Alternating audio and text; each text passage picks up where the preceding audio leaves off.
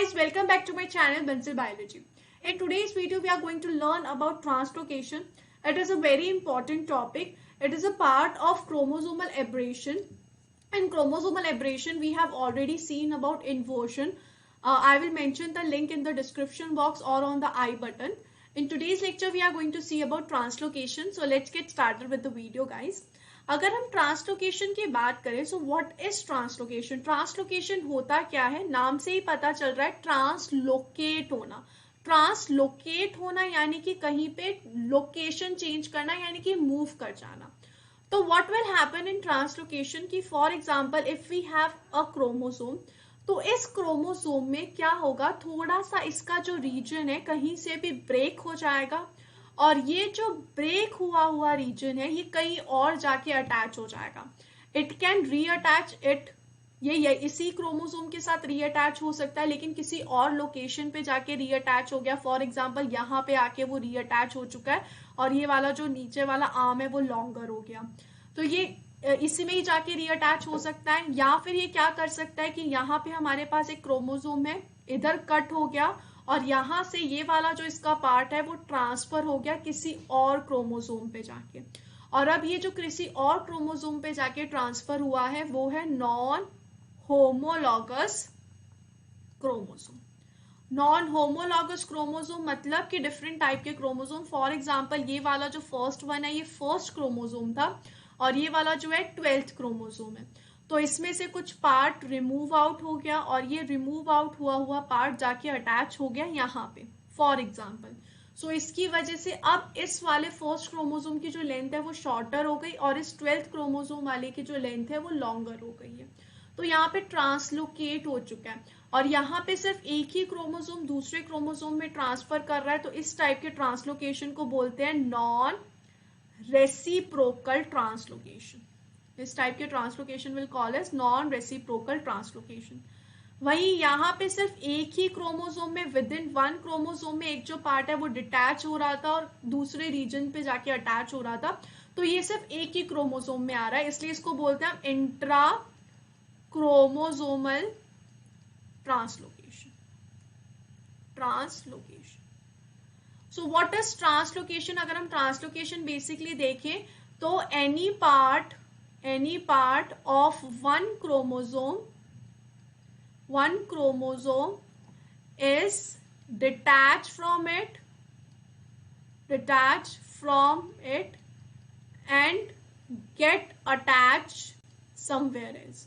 जब वो कहीं पे और जाके अटैच हो जाता है उसको बोलते हैं हम ट्रांसलोकेशन। एक सिंपल सी लेमैन लैंग्वेज की अगर हम बात करें तो फर्स्ट होता है इंट्राक्रोमोसोमल ट्रांसलोकेशन, दूसरा होता है नॉन रेसिप्रोकल ट्रांसलोकेशन।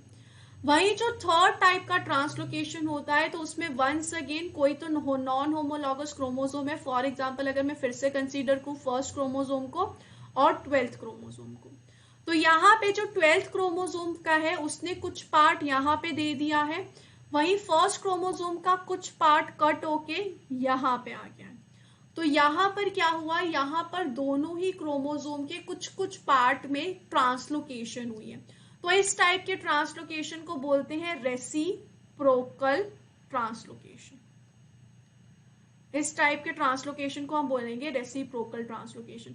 सो यहाँ पे रेसिप्रोकल ट्रांसलोकेशन में किसी भी जीन का किसी भी पार्ट का ओवरऑल लॉस नहीं होता है फ्रॉम आवर होल क्रोमोसोम, लेकिन क्या हो जाता है सिर्फ और सिर्फ ट्रांसफर हो जाता है एक क्रोमोसोम से दूसरे क्रोमोसोम में या विद इन एक क्रोमोसोम के एक पार्ट से दूसरे पार्ट में। For example you can see here the first one is non reciprocal intrachromosomal translocation, जहां पे बी और सी यहाँ पे था उसकी जगह वो यहाँ पे आ गए। सेकेंड में non reciprocal inter chromosomal translocation, यानी कि दो क्रोमोसोम के बीच में ट्रांसलोकेट होने वाला, समझो ये था फर्स्ट क्रोमोसोम ये था 12th क्रोमोसोम, तो यहाँ से कुछ पार्ट यहाँ चला गया लेकिन इस क्रोमोसोम ने इसको कुछ भी नहीं दिया है। और थर्ड था रेसिप्रोकल इंटर क्रोमोसोमल ट्रांसलोकेशन, जिसमें दोनों ही क्रोमोसोम ने एक्सचेंज किया है, कुछ पार्ट का ट्रांसलोकेशन हुआ है कुछ पार्ट का।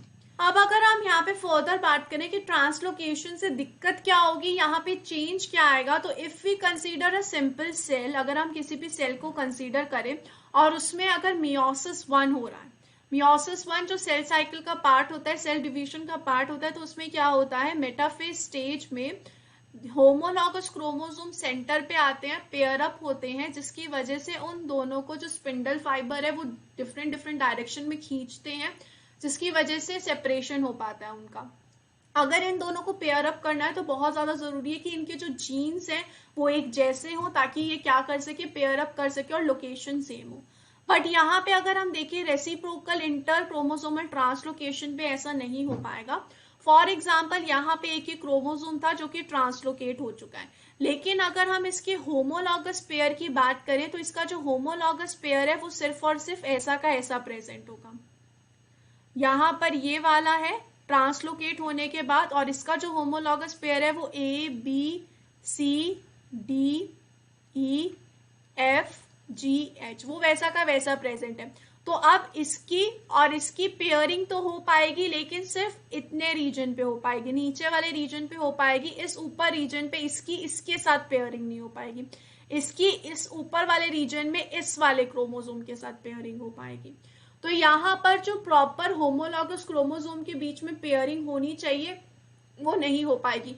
आधी पेयरिंग जो है वो होमोलॉगस क्रोमोसोम के बीच में होगी और आधी पेयरिंग जो है विद नॉन होमोलॉगस क्रोमोसोम के साथ होगी। अगर हम इसको समझने के लिए और डिटेल में देखें तो यहाँ पे आप देख सकते हो एक डायग्राम, यहाँ पर दिखाया हुआ है normal 1 and normal 2 and translocated 1 and 2, कि यहाँ पर ये वाला जो क्रोमोसोम है ये पहले कैसे थे, ये वाला जो है नॉर्मल है, लेकिन अब इन दोनों के बीच में हो चुका है ट्रांसलोकेशन। दोनों ही कैसे है, नॉन होमोलॉगस है। तो नॉन होमोलॉगस होने की वजह से अब क्या होगा, जब इनका एक बार रेप्लिकेशन हो जाएगा, हर एक स्ट्रैंड का रेप्लिकेशन होता है जब वो सेल डिवीजन में जाता है, उसके पहले अगर हम नॉर्मल रेप्लिकेशन की बात करें और उसके बाद अगर हम मियोसिस की बात करें तो what should have generally occur, generally क्या अकर होना चाहिए था कि ये जो ABC है DEF, यहाँ पर ये जो एक सेट है इसका रेप्लिकेशन हो चुका है और यहाँ पे इसका प्रेजेंट होना था homologous chromosome, that is ABCDEF। इन दोनों की पेयरिंग अप हो जानी चाहिए थी on the metaphase plate, but अब वो पूरी तरीके से हो नहीं पाएगी क्योंकि इसका जो हाफ रीजन है वो चेंज हो चुका है। तो ये नीचे से पेयरिंग नहीं कर सकते, सिर्फ ऊपर से पेयरिंग कर सकते हैं, और ये जो नीचे वाला पार्ट है वो किसी और के साथ पेयरिंग अप कर पाएगा। इसकी वजह से कुछ ऐसी कंडीशन हो जाएगी जिसमें ये जो नॉर्मल 1 है वो T1 के साथ भी पेयर कर रहा है और T2 के साथ भी पेयर कर रहा है, और N2 T1 और T2 दोनों के साथ पेयर अप कर रहा है, जबकि नॉर्मली यहाँ पर ऐसी कोई कंडीशन अकर नहीं होनी चाहिए थी। बट अब यहाँ पे चारों एक दूसरे के साथ पेयर अप कर पा रहे हैं because of the some reason का कॉम्बिनेशन आ रहा है, as you can see here. Now if यहाँ पे अगर मेटाफेजिक प्लेट पे इनका अरेंजमेंट होगा तो इनका अरेंजमेंट डिफरेंट तरीके से हो सकता है। जो फर्स्ट कंडीशन है उसमें ये हो सकता है कि जो N1 है वो T1 के साथ पेयरिंग कर ले, यानी कि यहाँ पे जो ABC है ABC के साथ पेयर अप कर ले और यहाँ पर ये हो ना पाए पेयरिंग, तो ये ऐसे अरेंज हो जाए, और N2 जो है वो T2 के साथ पेयर अप हो जाए। अगर इस कंडीशन की बात कही तो इस कंडीशन में जो बच्चा है उसके पास क्या आएगा, एक बच्चे के पास आ जाएगा N1 एंड N2 और एक बच्चे के पास आ जाएगा T1 एंड T2, क्योंकि यहाँ से जो है सेल डिवाइड होगा और यहाँ पे एक बच्चे के पास जाएगा और यहाँ पे ये दूसरे के पास जाएगा, एक सेल के पास और दूसरे सेल के पास। तो ये वाला जो सेल होगा उसके पास सारे के सारे जीन्स प्रेजेंट है, ABCDEF से लेकर GHIJK सारे सेल्स प्रेजेंट है, तो ये सेल कैसा होगा, वायबल होगा। वहीं अगर हम नीचे वाला सेल देखें तो उसके पास ABC फिर DEF JKL और HI, इसके पास भी सारे जीन्स प्रेजेंट है, तो ये भी कैसा होगा, वायबल होंगे। तो ये दोनों ही सेल्स कैसे हैं, वायबल है, क्योंकि इनके पास सारे जीन्स प्रेजेंट है। अगर किसी को भी वायबल होना है तो सारे जीन प्रेजेंट होने चाहिए। वहीं अगर हम इन दोनों कंडीशन को देखें तो इन दोनों कंडीशन में डिफरेंट है। यहाँ पे क्या हो रहे हैं, यहाँ पर N1 और T2 एक तरफ आ गए और T1 और N2 एक तरफ आ गए, यानी कि पेयरिंग किसके बीच में हो गई, N1 और T1 सामने सामने आ गए और T2 और N2 सामने सामने आ गए। इसने इसके साथ पेयरिंग अप कर ली, इसने इसके साथ पेयरिंग कर ली और मेटाफेजिक प्लेट पे आ गए। सेल ने क्या किया, सेल ने डिवीजन शो किया, तो N1 T2 के साथ चला गया और T1 N2 के साथ चला गया। अब दिक्कत क्या होगी, यहाँ पर ये वाला जो रीजन है DEF 2 बार आ गया और यहाँ पे मिसिंग है, कुछ जीन्स जो है यहाँ पे मिसिंग है, जैसे कि LK और I यहाँ पे मिसिंग है, LKL यहाँ पे मिसिंग है जो कि यहाँ पे होने चाहिए थे, इसकी वजह से ये कैसा हो गया, नॉन वायबल हो गया। सिमिलरली यहाँ पर भी FED मिसिंग है तो ये भी हो जाएगा नॉन वायबल। और ऐसी ही कंडीशन यहाँ पे हो गई, यहाँ पे थोड़ा सा हमने रोटेट कर दिया, ये जो था इसको हमने इस तरीके से रोटेट कर दिया तो ये दोनों साथ में आ गए और ये दोनों एक सेल में साथ में आ गए। यहाँ पर भी जो बच्चे हैं वो कैसे होंगे, जो डॉटर सेल्स है वो नॉन वायबल होंगे, वो सर्वाइव नहीं कर पाएंगे क्योंकि उसमें सारी जीन्स प्रेजेंट नहीं है। तो ट्रांसलोकेशन की वजह से, वो भी रिवर्सिबल ट्रांसलोकेशन की वजह से सर्वाइव कौन कर पाएगा, यही वाला कर पाएगा और these two will not be able to survive. तो ये जो होता है नॉर्मल ट्रांसलोकेशन में होता है कि ट्रांसफर हो जाता है जीन्स का। इसके अलावा एक और जो ट्रांसलोकेशन है जो कि बहुत इंपॉर्टेंट है वो होता है रॉबर्टसोनियन ट्रांसलोकेशन। ये जो ट्रांसलोकेशन है ये किस में अक्कर करता है, ये उन क्रोमोसोम्स में अक्कर करता है जो कि एक्रोसेंट्रिक है। एक्रोसेंट्रिक क्रोमोसोम का क्या मतलब होता है, ऐसे क्रोमोसोम्स जिसमें जो एक आर्म है वो काफी लॉन्ग है और जो एक आर्म है वो काफी शॉर्ट है, मतलब जो उनका सेंट्रोमियर है वो नियर द टिप प्रेजेंट है। क्या कहने का मतलब है कि यहाँ पे ऐसी आर्म्स होती है तो ये वाली आर्म कैसी है, ये वाली आर्म बहुत लॉन्ग है और ये वाली आर्म जो है बहुत शॉर्ट है। तो सेंट्रोमियर कहाँ प्रेजेंट है, centromere near the tip present है, टिप के बहुत ज्यादा पास प्रेजेंट है। तो एक्रोसेंट्रिक क्रोमोसोम्स हम में कौन कौन से होते हैं, 13, 14, 15, 21 एंड 22। ये सारे जो क्रोमोसोम्स है ये रॉबर्टसोनियन ट्रांसलोकेशन दिखा पाएंगे। यहाँ पे हम इस चार्ट में देख भी सकते हैं 13, 14, 15, 21 एंड 22, ये 5 जैसे क्रोमोसोम्स है जो कि एक्रोसेंट्रिक है और जिनमें ट्रांसफर हो सकता है।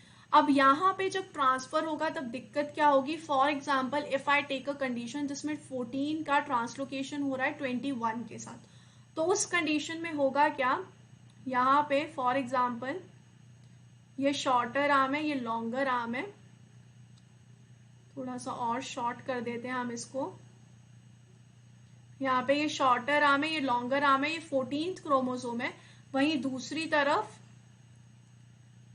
ये वाला है 21st क्रोमोसोम। इन दोनों में जब ट्रांसलोकेशन हुई तो जो कट लगा वो नियर दी सेंट्रोमियर लगा, यहाँ पे भी नियर दी सेंट्रोमियर कट लगा और यहाँ पे भी नियर दी सेंट्रोमियर कट लगा। तो इससे रिजल्ट क्या होता है, इससे जब ट्रांसलोकेशन होता है तब जो लॉन्ग लॉन्ग आर्म्स हैं वो साथ में आ जाती हैं, यहाँ पे जो लॉन्ग आर्म्स थी वो तो साथ में आ गई, जिसकी वजह से एक जो क्रोमोसोम है वो तो एक्स्ट्रा लॉन्ग बन गया, वहीं जो दूसरा क्रोमोसोम है वो एक्स्ट्रा शॉर्ट बन गया, ये जो दूसरा था वो एक्स्ट्रा शॉर्ट बन गया। तो this homologous chromosome is very long and this homologous chromosome is very short. ऐसा क्यों हुआ, क्योंकि एक्रोसेंट्रिक में हुआ और एक्रोसेंट्रिक में होने के साथ साथ जो लॉन्ग लॉन्ग आर्म्स है वो साथ में आ गई और जो शॉर्ट शॉर्ट आर्म्स है वो साथ में आ गई। So this is condition is known as Robertsonian translocation और ये सारा था ट्रांसलोकेशन के बारे में। आई होप आपको ये ट्रांसलोकेशन का सिंपल सा प्रोसेस बहुत इजीली समझ में आ गया होगा। Thank you so much for watching the video, don't forget to subscribe my channel and share this video with all your friends. Thank you so much guys, bye bye.